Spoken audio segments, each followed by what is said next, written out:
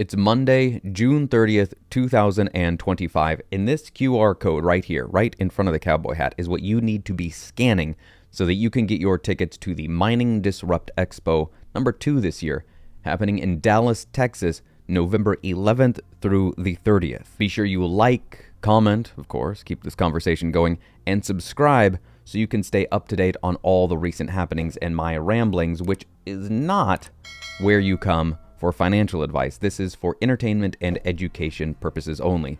Again, I want to stress getting those tickets because I went to Florida earlier this year in March.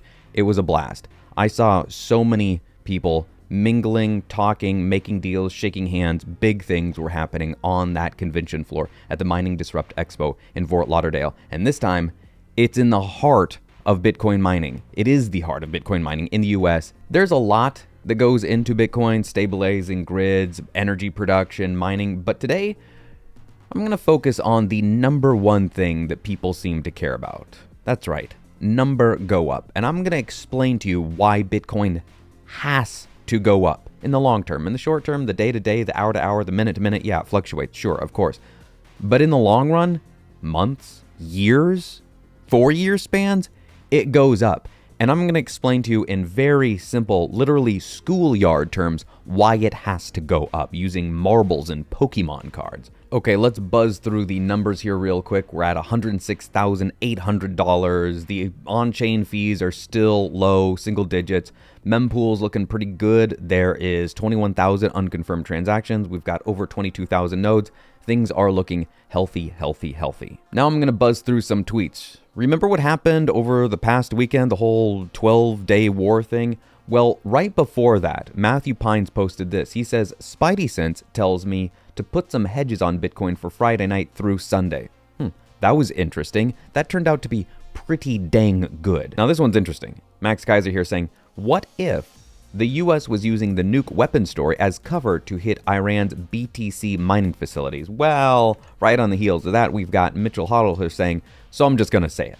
There was a heat wave in North America where 50% of the Bitcoin miners are located. They turned their machines off in demand response. This is why hash rate dropped. Stop peddling this nonsense. And here, Greg Abbott, yes, he's in a wheelchair. For those that you didn't know that, doesn't matter, who cares? Because he just signed Bitcoin into law in Texas. That's right, that's where we're going to be this November.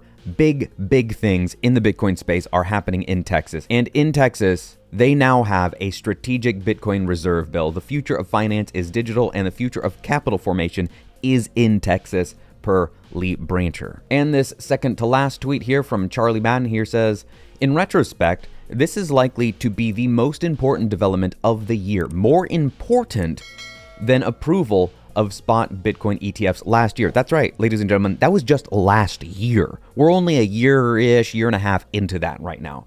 The US is legitimizing BTC as an asset class and institutional grade collateral. Now, a quick side note, the fine print includes that does need to be held on a verified custodian, but this is changing and it's changing fast. And here we go into the last tweet for this week. This one from Julian Biddle, CFA. He says, here it is.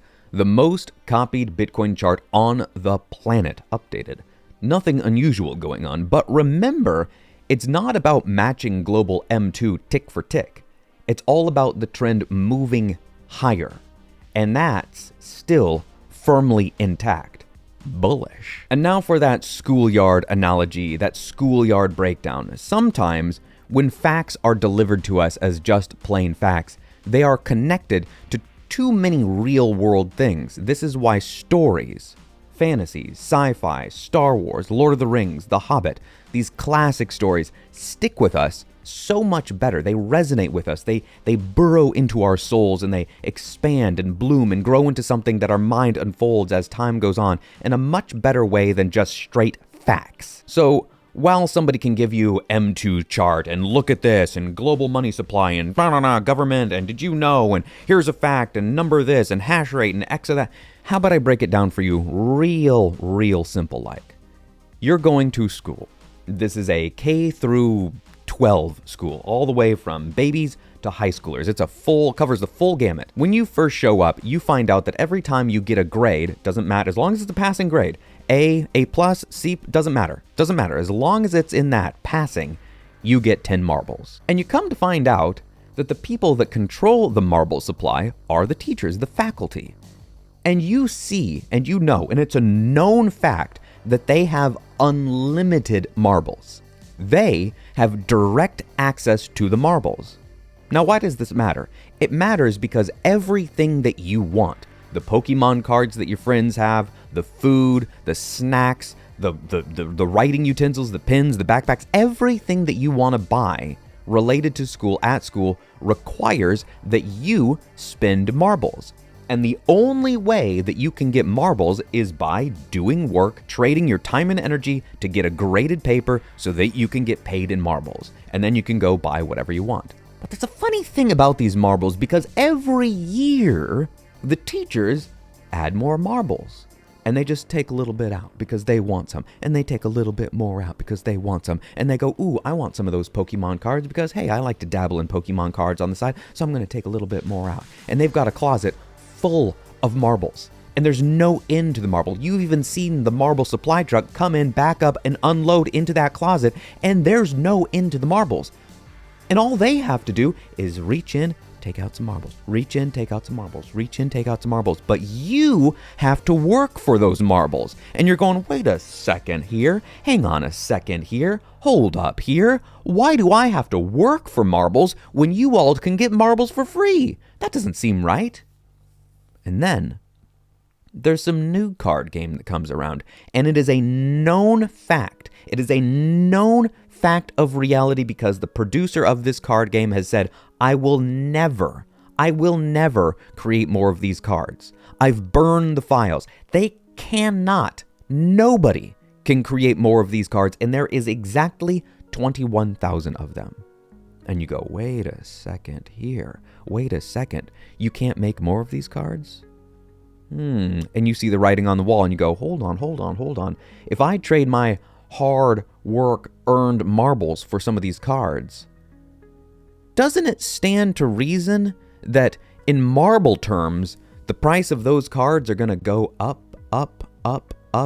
Because I've seen the supply of marbles and it's unending. There's no stopping to it.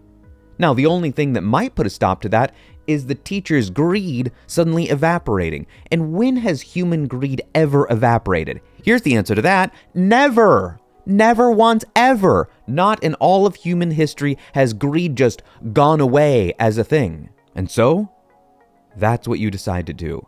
And everybody else on the outside is looking in and going, I missed it. And you go, no. There is no missing this train. There's only avoiding it until you're forced to get on, because that day is coming. Will we see it in our lifetimes? I don't know. Bitcoin's strategic bill just passed into law. Big things are happening. The most boring thing in Bitcoin right now is that it's over $100,000 and it's just gonna go up because greed exists and people are gonna print more money. And so in fiat terms, Bitcoin has to go up. It has to go up. Because greed exists, Bitcoin has to go up. I'll see you next week and in a few months in Texas.